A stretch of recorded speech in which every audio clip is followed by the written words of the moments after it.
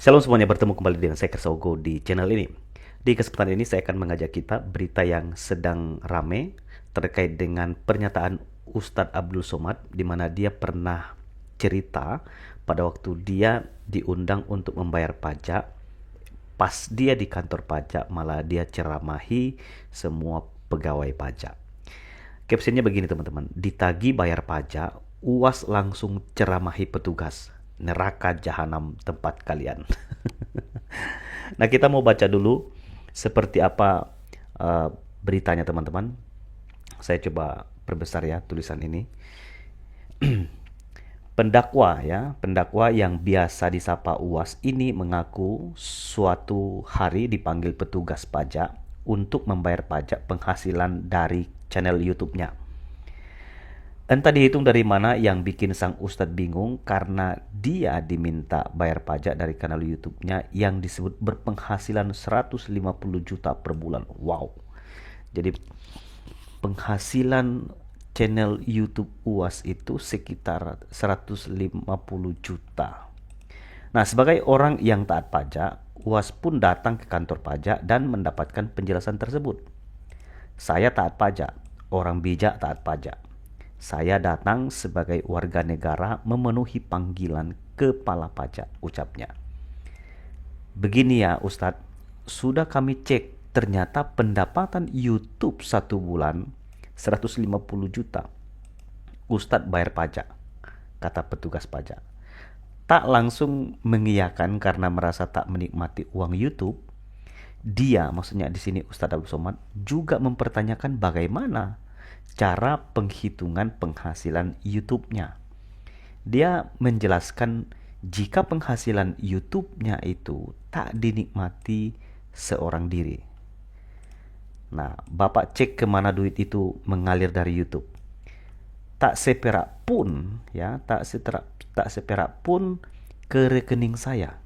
Langsung beli beras, beli minyak, beli kompor, dan beli semuanya imbuhnya.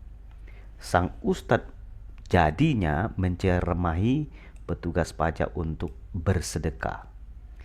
Saya justru minta kepada pegawai-pegawai pajak, bersedekahlah kalian di jalan Allah SWT, ya.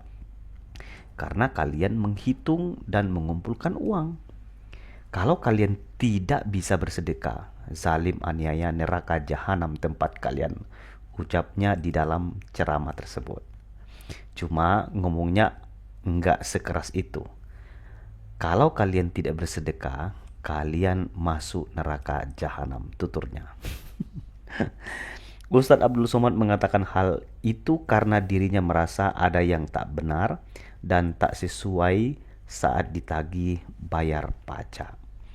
Jadi Ustadz Abdul Somad menceramahi petugas pajak ya, terkait dengan kalau mereka tidak ya bersedekah, memberi uang bantuan kepada orang-orang miskin, maka mereka akan masuk ke neraka jahanam. Jadi itu cerita Ustadz Abdul Somad ketika dia ceramah sebetulnya, dan dia menceritakan pengalamannya ketika kepala pajak mengundang dia untuk datang ke kantor pajak karena dianggap penghasilan YouTube dari Ustadz Abdul Somad itu lumayan besar loh, 150 juta. Nah, kita mau lihat ada nggak komentar yang perlu kita baca ya. Ustadz di Indonesia kerja cari duit tapi nggak mau bayar pajak. Gimana ini ya? Baca dulu mas, biasakan baca biar tahu kronologisnya. Orang Indonesia begitu ya. Nggak mau baca dulu ya. Nggak mau baca langsung komentar ya.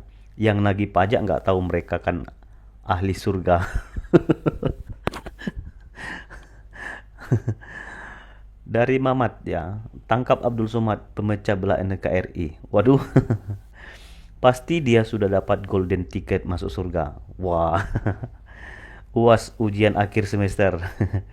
Walaupun berbeda agama, kali ini saya dukung. Bayarlah Ustaz, kan emang ada aturan bernegara. Betul, aku non muslim setuju. Ngapain bayar pajak? Ustaz, Pak Nababan ya. Masa Ustaz tidak bayar pajak? Oke, komentarnya Anda banyak di sini, Anda bisa baca sendiri ya. Jadi itu yang bisa saya sampaikan di video ini. Dan saya juga sebetulnya penasaran dari video Ustadz Abdul Somad terkait dengan uh, waktu dia ditagih untuk bayar pajak, malah dia menceramahi petugas pajak. Kalau mereka nggak membayar pajak, mereka bisa dimasukkan ke neraka jahanam. Nah, kalau kita baca Alkitab, sebetulnya teman-teman ada banyak sekali ayat-ayat Alkitab yang bicara soal pajak. Misalnya ya, saya ajak kita baca di Alkitab. Kita baca di dalam Roma 13 ya. Roma pasal 13 ayat yang ke-6. Roma 13 ayat yang ke-6 dan ke-7. Itulah sebabnya maka kamu membayar pajak, karena mereka yang mengurus hal itu adalah pelayan-pelayan Allah. Belajarlah kepada semua orang apa yang harus kamu bayar. Bayarlah kepada semua orang apa yang harus kamu bayar.